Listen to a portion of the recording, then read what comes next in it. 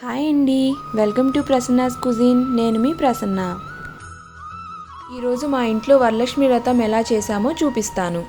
మొదటి 3 వారాలు చేసుకుంటా కుదరలేదండి, అందుకని మేము ఆఖరి వారం పూజ చేసుకున్నాము. చూడండి, మా ఇంట్లో పూజ ఇలా చేసుకున్నాము. ఈరోజు అమ్మవారిగా కలశానికి జాకెట్ ముక్క పెట్టి నగలు పెట్టి ప్రతిష్ఠించాము. 5 రకాల ప్రసాదాలతో నైవేద్యం పెట్టాము.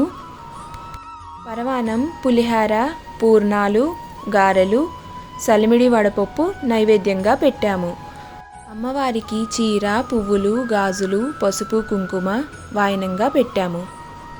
తర్వాత కుడి చేతికి తోరాలు కట్టుకుని వరలక్ష్మి వ్రతం కథ చదువుకున్నాము.